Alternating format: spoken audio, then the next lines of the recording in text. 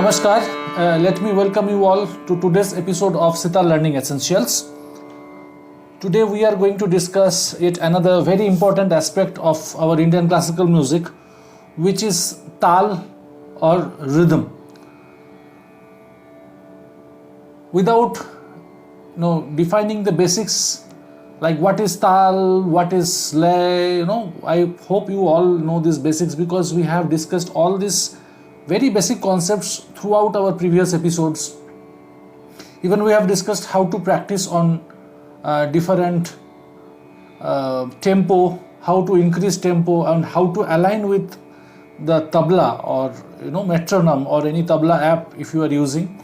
So we are not going to discuss those details, but we will try to understand practically how to include LAYA TAAL in our daily practice and how we can improve the consistency in maintaining the TAAL and how to develop more control on TAAL.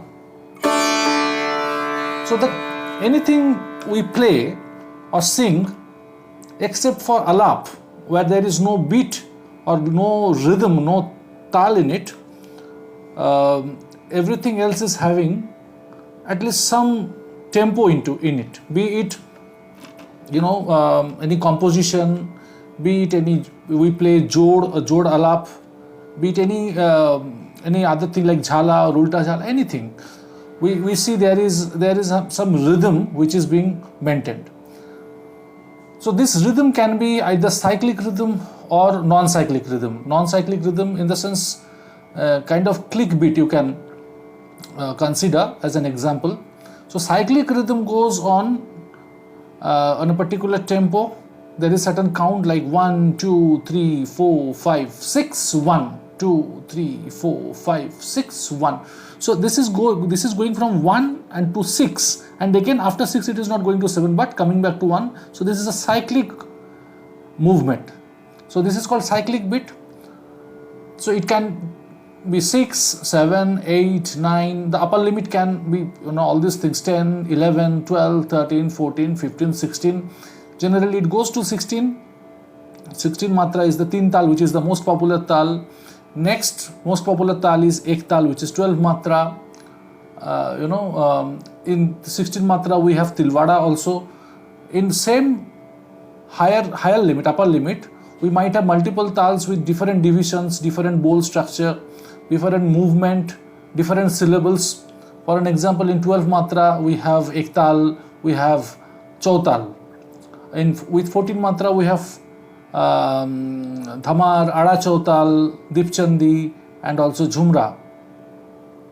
With 9 matra we have mattatal. With 7 matra very popular tal rupak.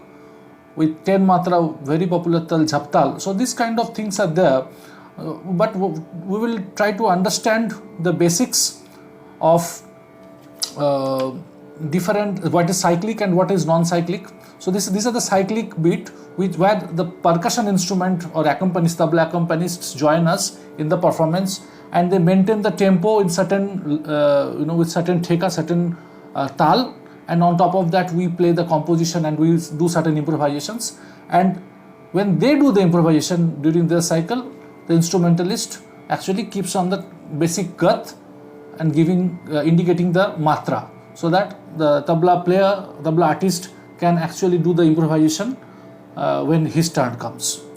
So this is all about the cyclic beat. It can go into various taals as we have mentioned, but mostly teen taal and ek taal are the most popular taals. Also jhaptal, rupak are also the next popular taals. Jhaptal of 10 matra, rupak of 7 matra. For semi-classical genre, there are certain taals which are mostly dadra, kaharwa, and dipchandi, and jat. Right? For Dhrupad rendition, there are certain taals like dhamar, chautal, sultal. All these taals are very specific to Dhrupad Gayan. Now, what is non-cyclic beat? This is the cyclic beat, then what is non-cyclic beat? Generally, when we play the jod alap, there we maintain the non-cyclic beat. For an example,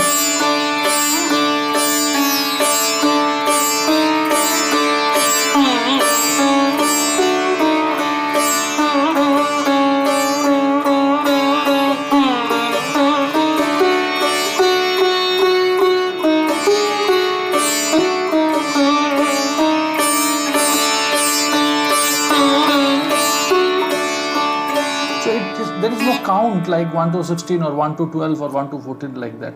It follows certain tempo and but it is not cyclic tempo, cyclic rhythm. Now when it comes to the cyclic tempo, then there are two things are there. If the theka is being played, along with that our composition goes in the barabal lay or the same tempo as the theka, and we sometimes do the improvisation either on double or triple or fourth times. So that is the relation. Whether I am playing fourth time of the bass tempo or double speed of the bass tempo or 3 times or 6 times, or if it is a vilambit, maybe 8 times vilambit tempo. So this is the relation with the bass tempo. And the second aspect is the positional aspect. For an example, if our composition is starting from first beat or if it is starting from 9th beat, okay, so that is the position. So if the composition starts from 9th beat, then we have to finish our improvisation on 8th beat and we have to pick it from the 9th beat. If our composition starts from 12th beat, then all our improvisations should end around 10, 11 in that zone, and the composition should be picked up from 12th beat. On the other hand, if we try to finish our improvisation and merge with the composition on some, that means the first beat, then all our improvisation will end at 16th beat, be it tihai, be it tan, be it something else.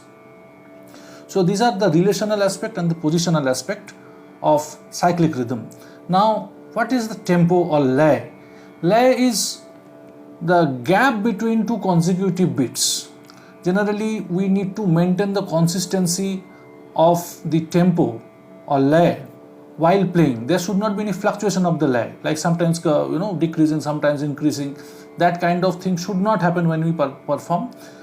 Yes, if you are performing in certain tempo, then you will see sometimes we deliberately increase the tempo, but it should be deliberate. The tempo should not go off its own. That means the player or the singer should have the control on the tempo, rather the tempo should not control the performer. So that is the idea.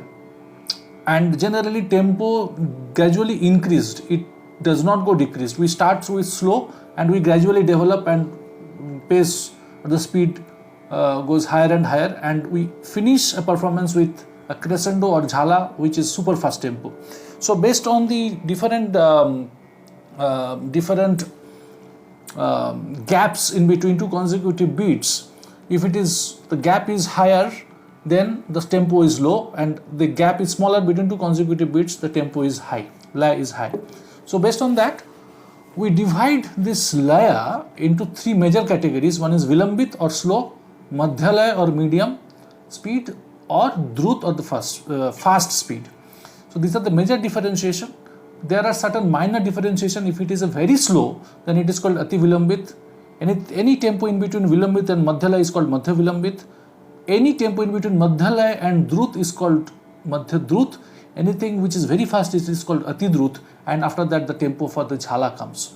So 7 different categories of tempo: ati vilambit, vilambit, madhya vilambit, madhyalaya, madhya drut, drut, ati drut, and finally the tempo for jhala. So I will, in Rag Puriya Dhanashri, I have chosen Purvi Thaat in D scale of the sitar. I will show you one slow composition on vilambit tintal, one madhyalaya composition on madhyalaya tintal, and one fast composition on drut tintal as a demonstration. First, vilambit tintal composition.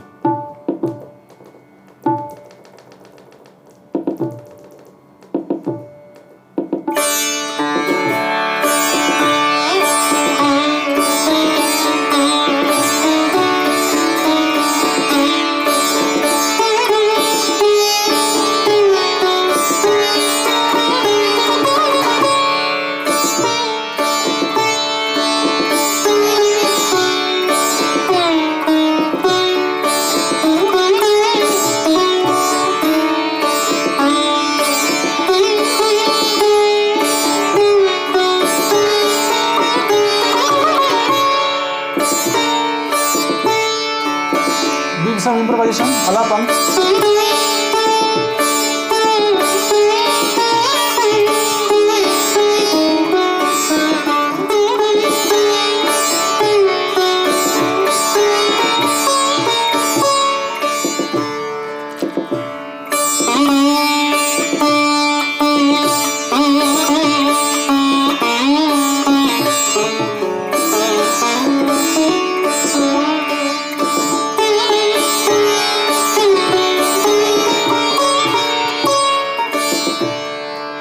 a Vilambit composition. I just played sthai and few improvisations in alap style.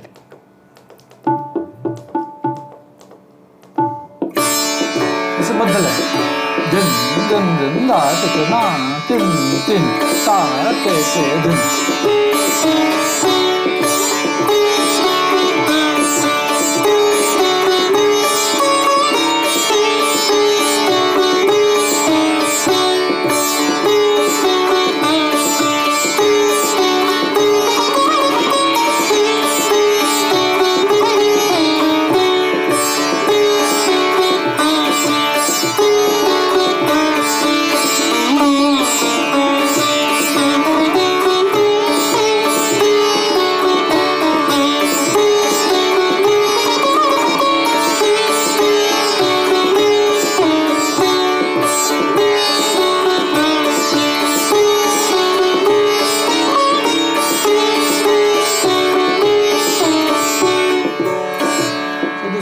Composition which my father learned from Ustad Ali Ahmed Khan Sahab.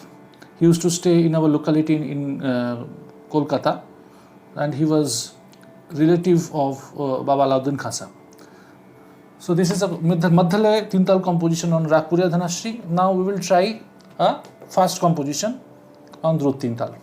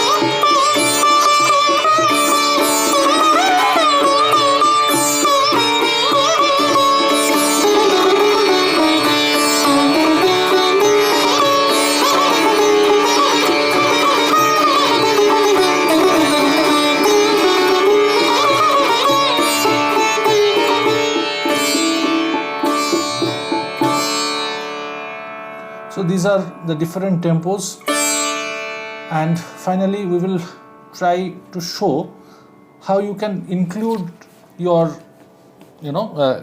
different tals in your daily practice. So first teen tal.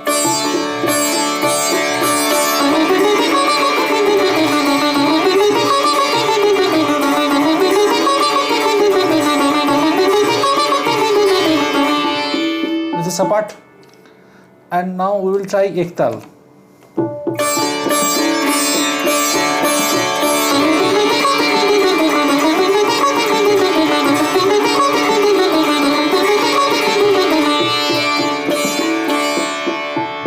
Now jap tal,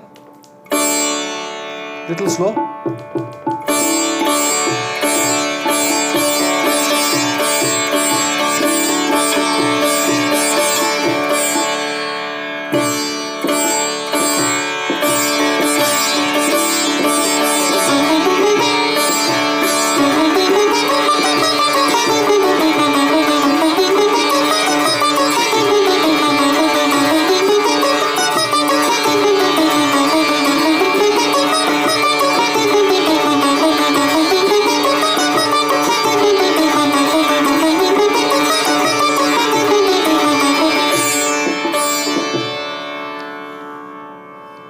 Now in Rupak.